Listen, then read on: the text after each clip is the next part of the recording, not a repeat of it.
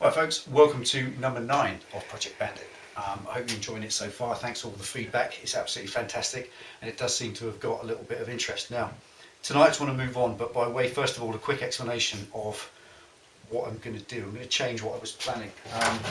I do tend to think things through at great length, and that's why my plans with the rat file to effectively file out all the welds and make them smooth and neat and curved and look great. It's a bad idea purely because my welding is strong but it is ugly, and I think no matter how much I file it, if I file out the welds I've got to weld in more weld effectively to make it smooth and keep it strong.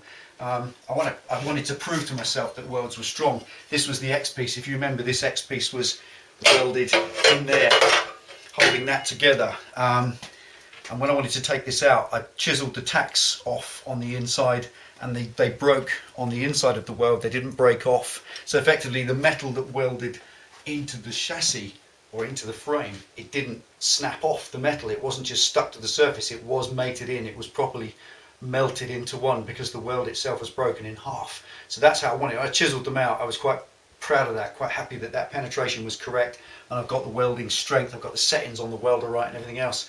But I thought the easiest way to get this out, because once it was in the frame like that, effectively in the frame, and I welded these in, I couldn't get it out. It was actually stuck in the frame, I couldn't get it out. It's like a Chinese puzzle. Easiest way, I thought, I couldn't be bothered getting a cutter and coming through there because I want to leave this in one piece.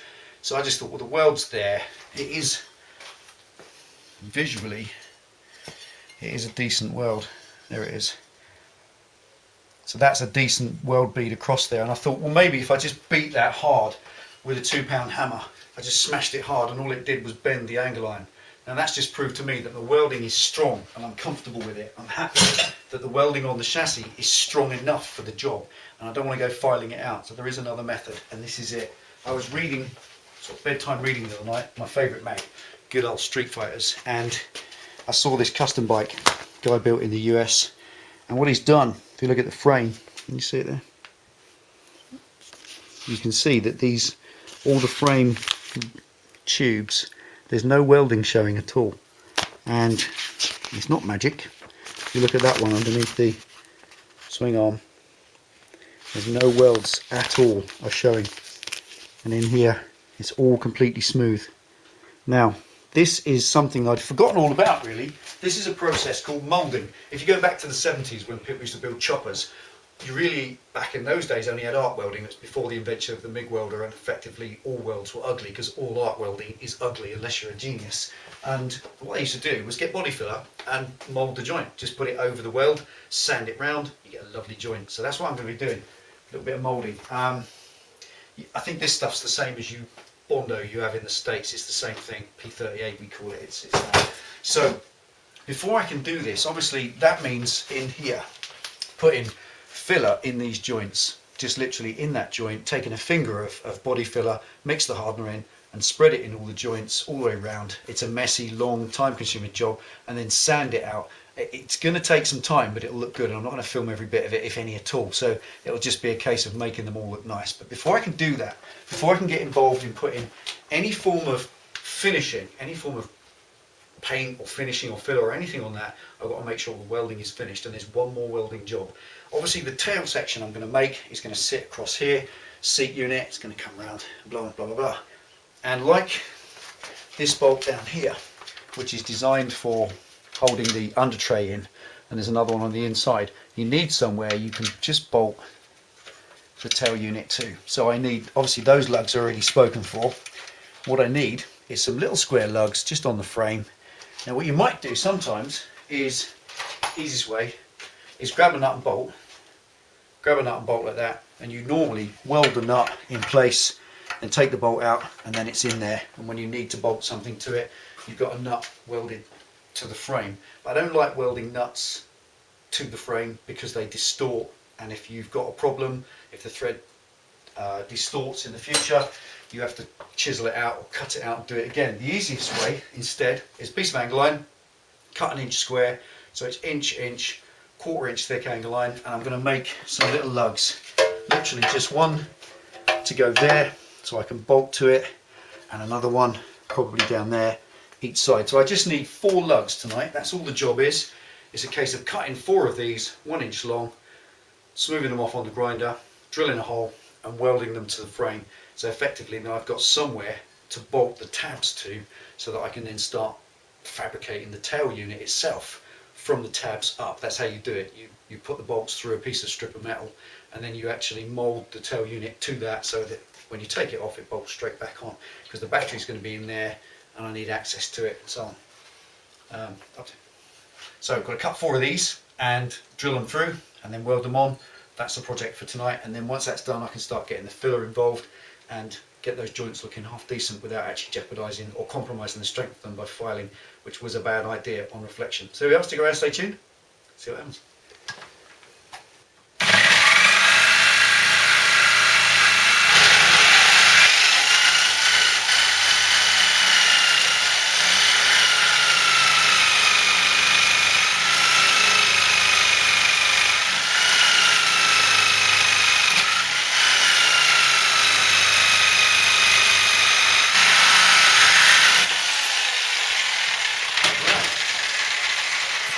Jigsaws a lot quieter than a disc and a lot cheaper on blades.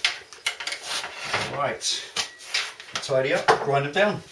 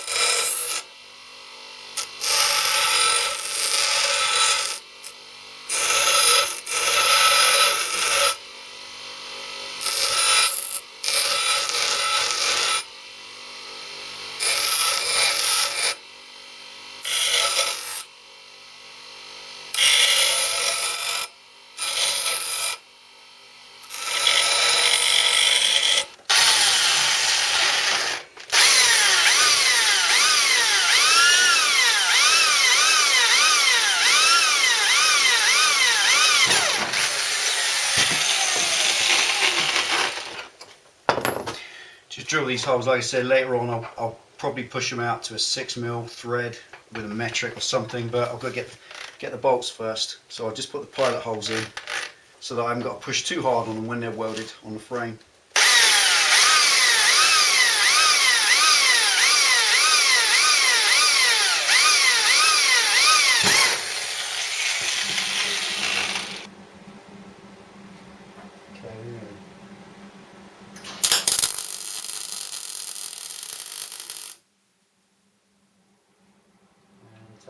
Mm-hmm.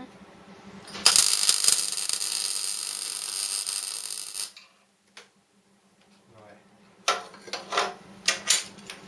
That's tacked it.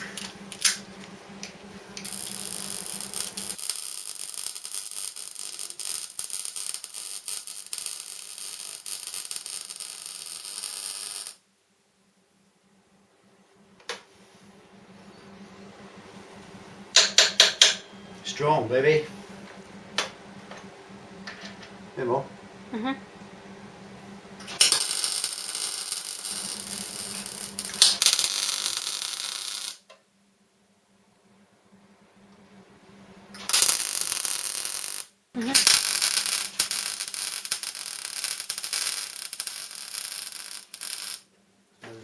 Just a little test in the sense that that one is upright and that one's just moved a bit.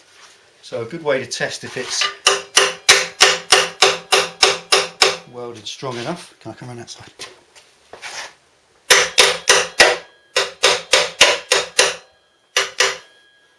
Hammer it into place after it's welded. There we are. That's strong enough. So there we are. That's given us 4 mount points now upon which I can bolt the tail unit, and now I can start doing fillerage and stuff. So I'm just going to clean this up, put the welder away. I think we'll call it done. Right. So there we go. That's 4 tabs welded to that final finished frame now. All I've got to do is just grind off the little blobs and bits and pieces, and then I can start moulding that with the filler and making it actually look half decent. And then it's just a case of a coat of etch primer, and I can put the under tray in and start running the wiring. So there we go, and that will hopefully be time once the wiring's in and everything's working, I can start fabricating the tail, which I'm really looking forward to. So there we go. Thanks for tuning in and watching Delboy's Garage. Always appreciate it. Ride safe. Cup of tea, Pen? Yeah, please. That's enough. See you soon.